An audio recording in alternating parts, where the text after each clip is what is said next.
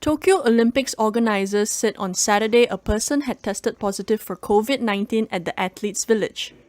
This is the first case at a site where most competitors will be staying, raising new doubts over promises of a safe and secure games which will begin next Friday. The organizers said the person in question comes from another country and is involved in organizing the games.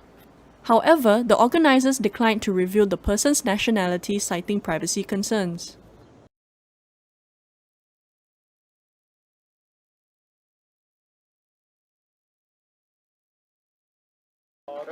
South African police officers and soldiers confiscate goods that are believed to have been looted in the Alexandra township in northern Johannesburg.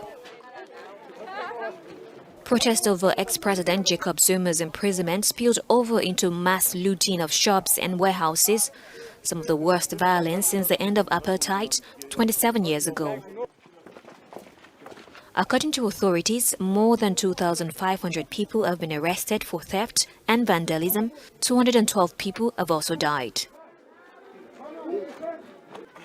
Many who died were trampled to death when shops were looted.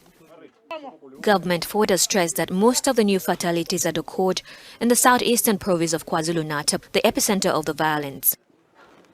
The province also reported an additional 89 deaths over the past 24 hours.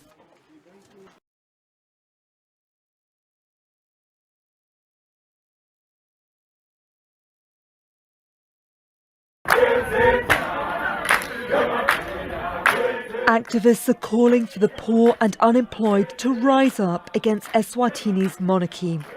It's a country where more than half of the population lives in poverty. Songs have been filling the streets of its second largest city, Manzini, for weeks. Many rallies have ended in bloodshed after police cracked down. Not long after Friday's protests began, shots rang out, scattering the people.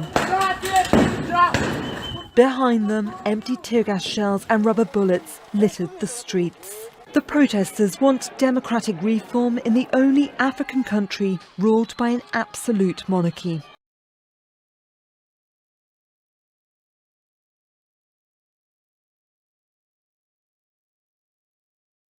Well, there is an intractable political crisis in Lebanon. You mentioned this country has been without a government for nearly a year. Saad Hariri was appointed last October. He has since not been able to form a government. His decision to step aside only complicates this political crisis. He made the announcement moments ago after meeting the president. He has been locked in a power struggle with the president. The two men have not been able to agree on the makeup and size of the next government. And it's not just that. They're both in disagreement on each one's authorities.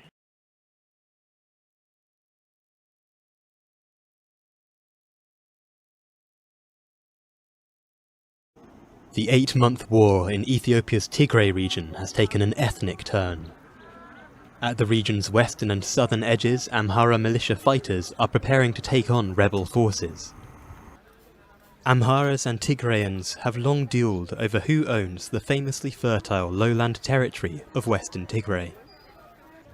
Amharas believe the former regional government illegally annexed parts of their land in the 1990s. Some Amharas have now started to come back with the help of local authorities. Last November, Prime Minister Abiy Ahmed sent troops into Tigray to remove the TPLF, who he said had attacked military bases. 8 months later, thousands of people have been killed and hundreds of thousands displaced or pushed to the brink of famine.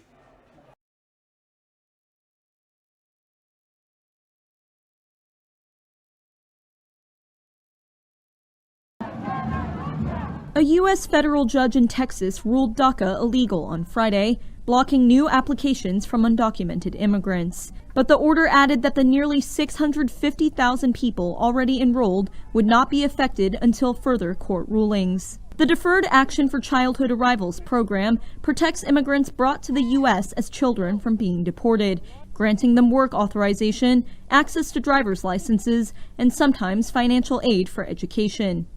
In his ruling on Friday, U.S. District Judge Andrew Hanen sided with a group of states which had sued for the program's termination.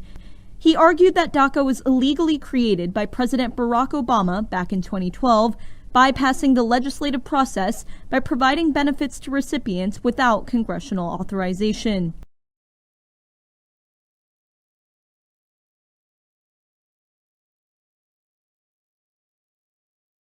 The Hebrew newspaper Yediot Aharonot revealed that the Israeli military establishment recently began discussing the possibility of Tel Aviv being forced to attack Iran's nuclear facilities in the near future.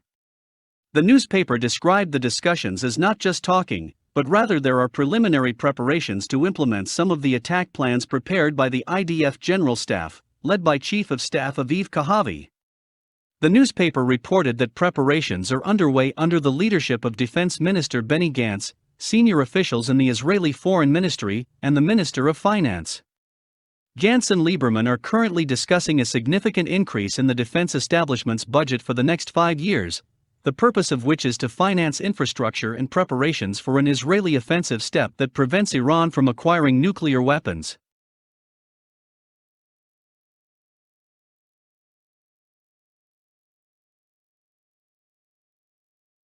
The moon's orbit is predicted to wobble in the next decade. Now, I know it's a funny term, but it essentially just means its path around the planet would change shape. It's a pretty regular thing happening about every 18.6 years. But a new study finds that global sea level rise could make that next shift catastrophic for some communities. The researchers paint a particularly ominous future for Florida. In St. Petersburg specifically, massive king tide flooding hits the city now 6 or 7 times a year. King tides are what come along with a full or new moon. While those floods 6 or 7 times a year could increase tenfold by the mid-2030s.